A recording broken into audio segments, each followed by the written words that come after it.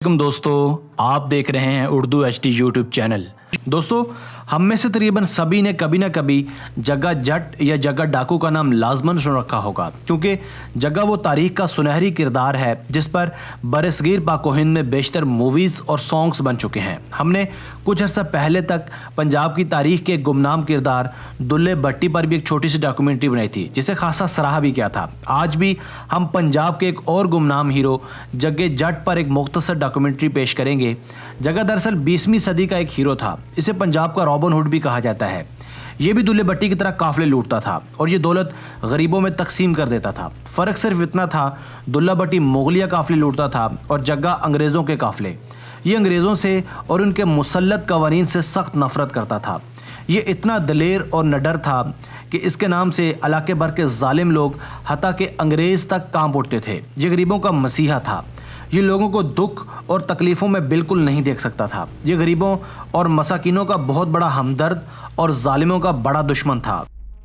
दोस्तों, आज तक जग्गे डाकू के बारे में बहुत कुछ लिखा और फिल्माया जा चुका है। जग्गे की लाइफ के मुतालिक जो ज़्यादा मालूमात फराहम की गई हैं वो महज ड्रामाई और बेबुनियाद है। खुसूसन विकीपीडिया पर जो कुछ दर्ज है वो बहुत हद तक गलत है। आज हम आपको जग्गे डाकू के मुतालिक असल कहानी बताएंगे, मगर इससे पहले चैनल पर नए आने वाले दोस्तों से गुजारिश है कि मज़ीद नई और दिलचस्प वीडियोज़ के लिए हमारा चैनल सब्सक्राइब कीजिए और बेल आइकन को दबाइए ताकि नई वीडियोज़ सबसे पहले आप देख सकें। दोस्तों, अंग्रेज़ दौर में शोहरत पाने वाला जग्गा तहसील समुंदरी के गांव गुरुसर का रहने वाला था। समुंदरी दरअसल फैसलाबाद की एक तहसील है। अंग्रेज़ दौर में फैसलाबाद का नाम लायलपुर था। जग्गा 150 गांव गुरुसर का रहने वाला था। गुरुसर के रहने वाले जग्गे ने इतनी शोहरत पाई कि लोग इस गांव को बाकायदा 150 गांव जग्गू वाली कहने लगे। जग्गू वाली टोबा टेक सिंह और अड्डा फ्लोर के दरमियान वाक़ है। टोबा टेक सिंह से 9 किलोमीटर के फासले पर है। इस गांव के सिख अमृतसर से ताल्लुक़ रखते थे। ये जिंदा दिल और बहादुर लोग थे। जग्गा इसी गांव का रहने वाला था।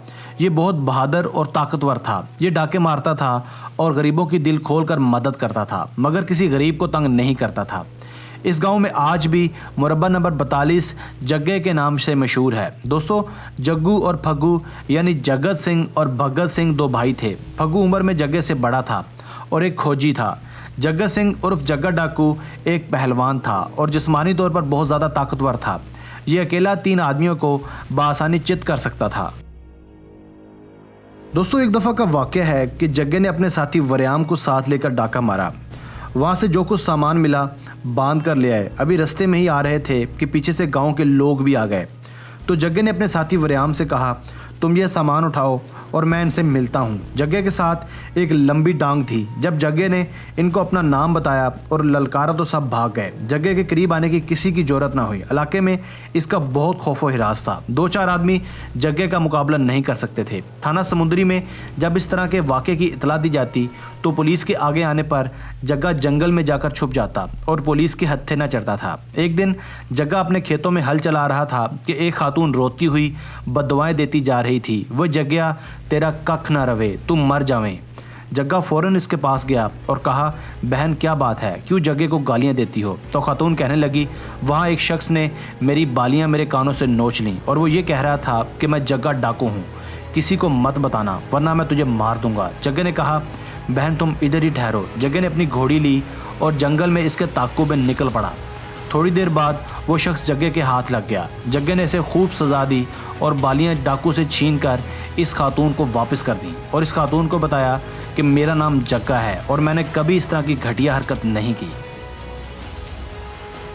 दोस्तों, जग्गे का साथी वरियाम करीबी गांव भंडिया का रहने वाला था। वरियाम भी बहुत दिलेर था।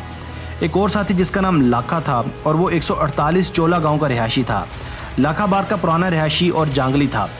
इन सब का सरदार जग्गा था। सांदल बार में जग्गा नाम तो बहुत पुराना है, लेकिन जिस जग्गे ने अंग्रेज़ दौर में शोहरत पाई और जिसके गीत ज़ुबान ज़दे आम हुए वो यही जग्गा है, जिसका ताल्लुक़ 150 गाँव जग्गू वाली से है। तकरीबन 40 की दहाई में हिंदुस्तान में बनने वाली फिल्म जग्गा को बड़ी मकबूलियत हासिल हुई। हिंदुस्तान के नामवर पहलवान दारा सिंह ने जग्गा का खूबसूरत किरदार अदा किया और फिल्म की सारी कहानी इसी तरह से है जिस तरह लोग इसे बताते हैं। अंग्रेज़ के सख्त कानून से जग्गे को कोई खौफ ना था। फिल्म की कहानी में थाने समुंदरी का बार बार जिक्र किया गया और आखिर में जग्गे का गांव और घर भी दिखाया गया।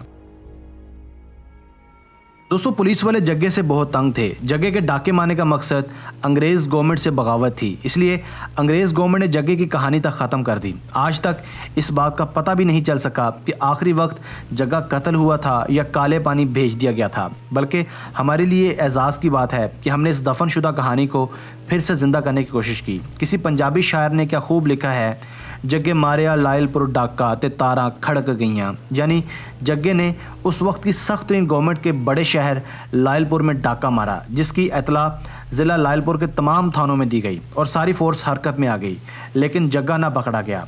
इस पंजाबी शेर से जग्गे की मकबूलियत और खौफो हिरास का पता चलता है। दोस्तों अंग्रेज़ दौर के एक थानेदार ने बताया कि एक मर्तबा एक अंग्रेज़ पुलिस ऑफिसर थाने में आया और मुझसे आकर पूछा कि तुम गांव से लोगों को कैसे बुलाते हो। थानेदार ने कहा, जनाब अगर केस मामूली नौयत का हो तो मैं अपना सिपाही भेज देता हूं, अगर केस संगीन नौयत का हो तो मैं खुद जाता हूं। अंग्रेज़ पुलिस ऑफिसर ने कहा, ओ माय गॉड, तुम मलका विक्टोरिया की तौहीन करते हो। यहाँ पर कानून की बालादस्ती है। आइंदा से तुम गाँव से चौकीदार को बुलाओ और सिपाही की टोपी एक सोटी पर रख कर इसे दो। जब चौकीदार किसी को बुलाने जाए तो चौकीदार के हाथ में सोटी पर रखी हुई टोपी देखकर मुतलका शख्स को समझ आना चाहिए कि सरकार ने इसे थाने बुलाया है। ऐसे सख्त कानून के होते हुए तारे खड़का देना जग्गे का ही काम था। सांदलबार के इस जोरतमंद नौजवान को कत्ल कर दिया गया और इसके साथ जोरत और दिलेरी की दास्तान को भी दफन कर दिया गया। किसी को मालूम ना होने दिया गया कि जग्गा समुंदरी का रहने वाला था, लेकिन